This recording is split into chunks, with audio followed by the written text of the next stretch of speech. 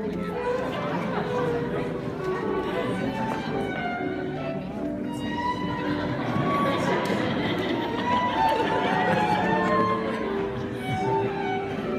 job.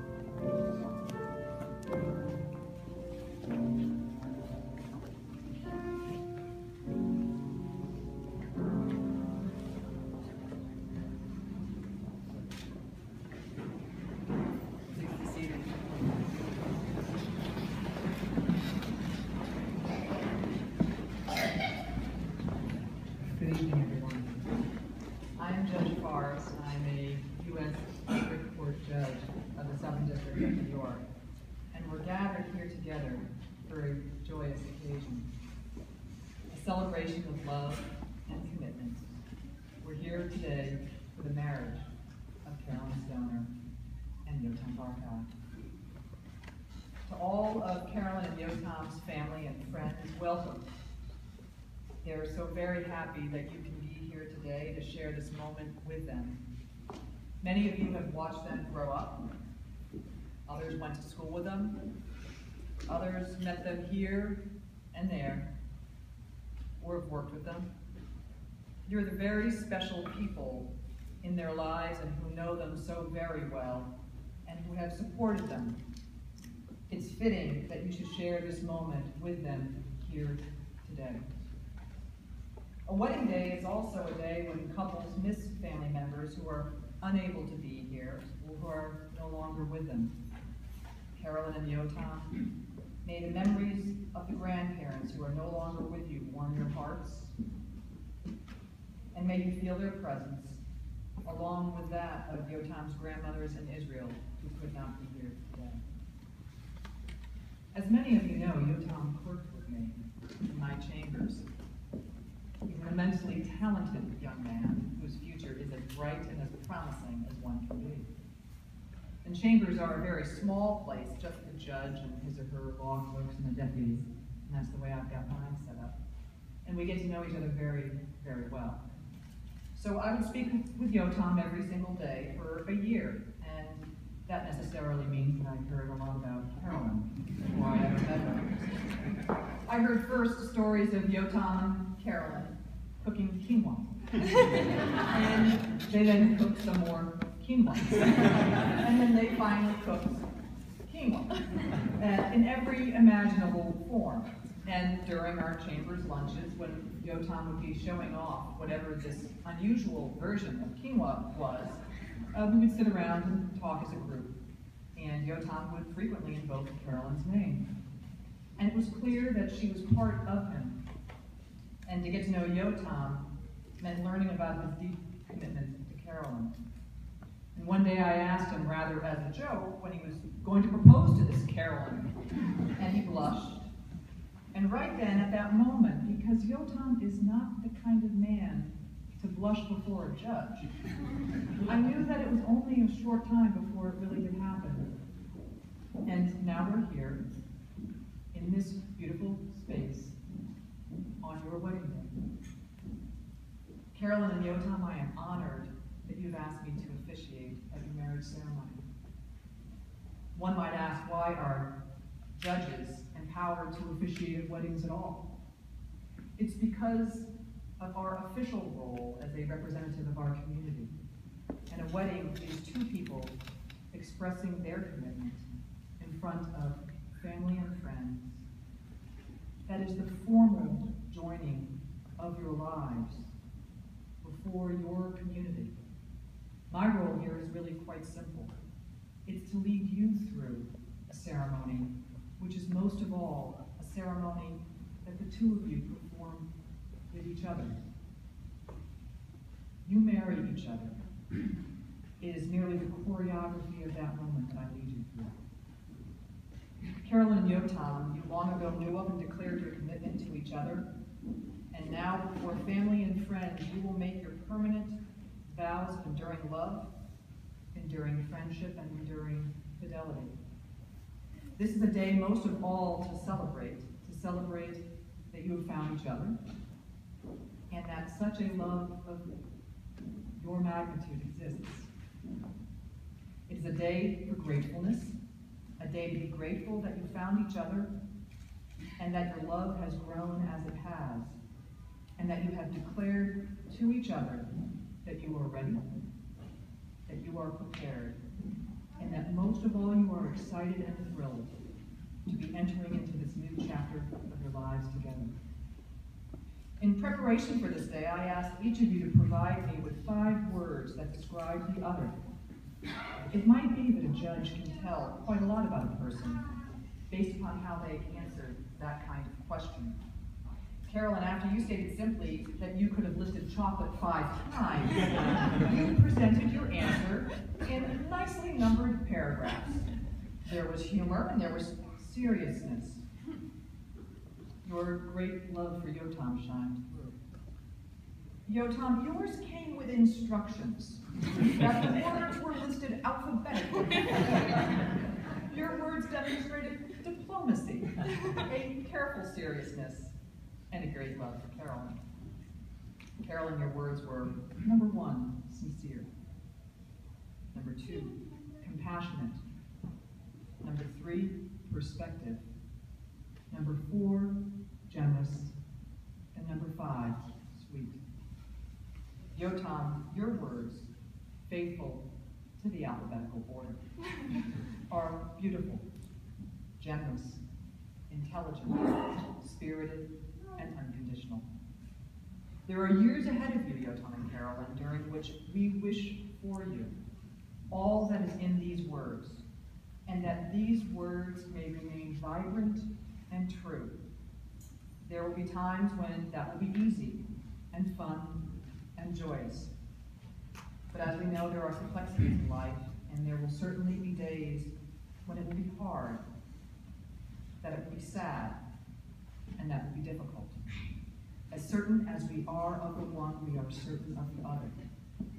In your commitment to each other today, you are recognizing that life will bring you all that joy, as well as its challenges. And in your commitment, you will ensure that you will be there together.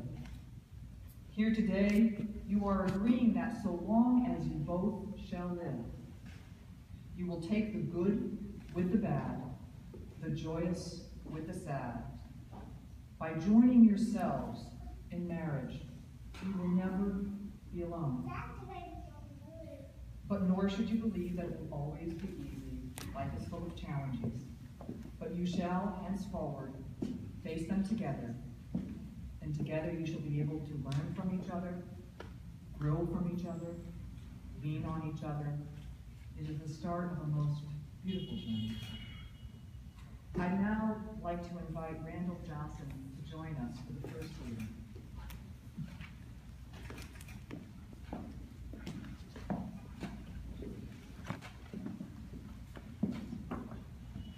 I'll be reading an excerpt from Marrying Libraries, Ex Libris Confession Our library was in impeccable order, but it was a little airless, much as my own life had been before George entered it. And so, by subtle degrees, as the weeks passed, George's style began to retake the upper hand in a not entirely unwelcome fashion. As the excessively rectilinear foundations of a new house are softened by the addition of a few windblown weeds here, a knocked-over tricycle there, so the flawlessness of our new system was softened by the forces of entropy in my husband, which are closely allied. Our bedside tables started to sag under the weight of new, unsorted volumes. The Shakespeares reshuffled. One day I noticed that the Iliad and the Decline and Fall of the Roman Empire had somehow found their way to the Friends and Relatives section. Confronted with the evidence, George crossed his fingers and said, well, Gibbon and I were like that. A couple of weeks ago, when George was out of town, I decided to reread Travels with Charlie. I got into bed with a copy I had first read the summer I turned 17. I was settling into the familiar feel of my crumbly old paperback, the one with Steinbeck sitting cross-legged next to his poodle on the cover, when I reached page 192. There, next to a passage about the dwindling redwood forests of California and a younger version of my husband's handwriting, I'd recognize it anywhere, was the plaintive comment, why do we destroy the environment? We must have had identical copies, and we kept George's. My books and his books had become our books. We were really married.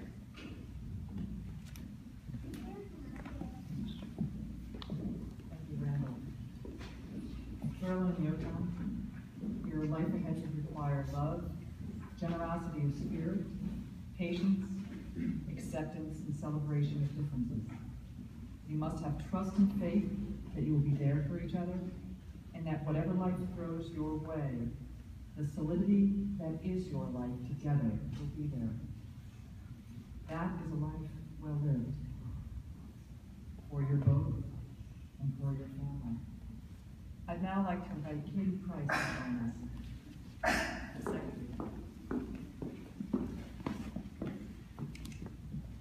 Reading 1 Corinthians chapter 13.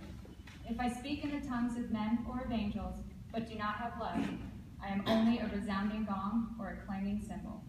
If I have the gift of prophecy and can fathom all mysteries and all knowledge, and if I have a faith that can move mountains, but do not have love, I am nothing. If I give all I possess to the poor and give over my body to hardship that I may boast, but do not have love, I gain nothing. Love is patient, love is kind, it does not envy, it does not boast, it is not proud, it does not dishonor others, it is not self-seeking, it is not easily angered, it keeps no record of wrongs. Love does not delight in evil, but rejoices with the truth. It always protects, always trusts, always hopes, always perseveres. Love never fails, but where there are prophecies, they will cease. Where there are tongues, they will be stilled. Where there is knowledge, it will pass away. For we know in part, and we prophesy in part. But when completeness comes, what is in part disappears. When I was a child, I talked like a child. I thought like a child. I reasoned like a child. When I became a man, I put the ways of childhood behind me. For now, we see only a reflection as in the mirror. Then we shall see face to face. Now I know in part. Then I shall know fully, even as I am known fully. And now these three remain, faith, hope, and love. And the greatest of these is love.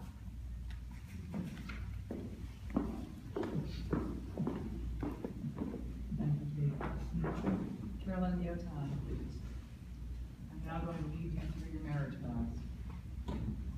Please join hands. Carolyn, do you take Yotam to have and to hold, for better or worse, for richer or poorer, in sickness and in health, to love and to cherish, for as long as you both shall live? I do. Yotam,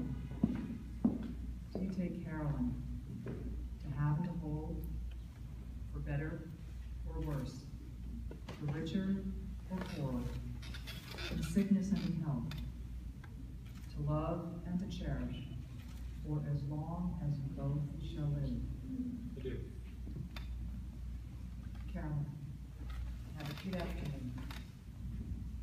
I take you, Yotam, I take you, Yotam, in the presence of our family and friends, in the presence of our family and friends, to share with you all of my love, to share with you all of my love, to share with you my life, to share with you my life, to build our family together, to build our family together, in good times and bad, in good times and bad, to respect and cherish you, to respect and cherish you, from this day forward. from this day forward. This is my solemn promise. This is my solemn promise.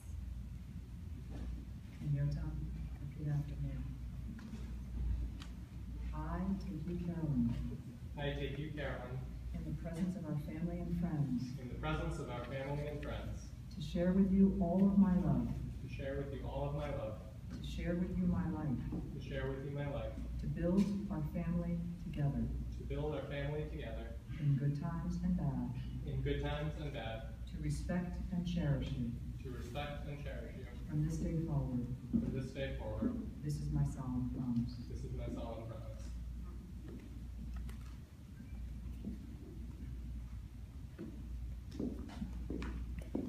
And now for the rings. Carolyn? In these rings, there is no beginning and there is no end. They are a symbol of eternity. The rings represent your unending bond. They are an outward and visible sign of the inward and invisible bond which already unites you in love. Carolyn, repeat after me. With this ring, With this ring, I be wed. I be wed. I pledge my love I pledge my love for today, for today, tomorrow, tomorrow, and the years to come. and the years to come.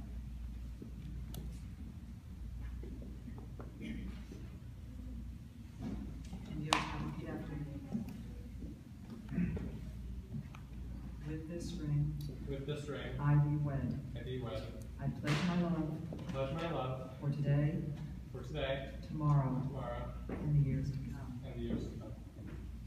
Carolyn and Yotam, may your strength as individuals, as well as your differences, enrich your marriage and provide you with all that you need to meet life's challenges together.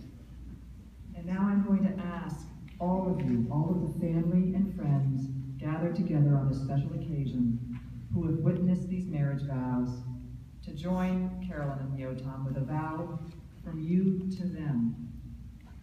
Do each of you promise that you will support this couple throughout their lives, in good times and bad, from this day forward? If you do, please say, we do. We do. Now, with the blessing of your family and friends, as well as the solemn and permanent vows you have made to each other, and by virtue of the power vested in me by our nation and the state of New York, I now pronounce you husband and wife. You may kiss the bride.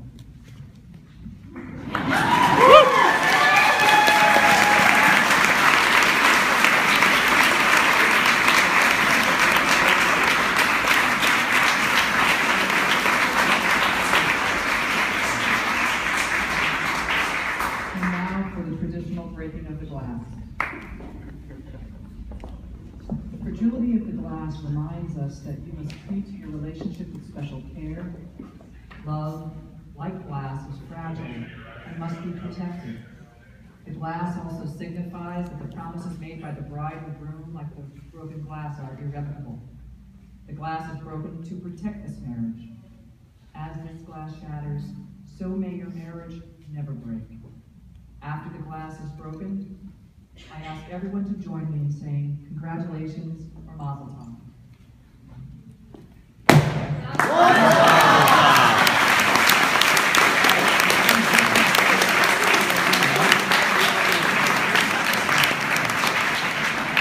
And ladies and gentlemen, I now present to you for the first time the married couple.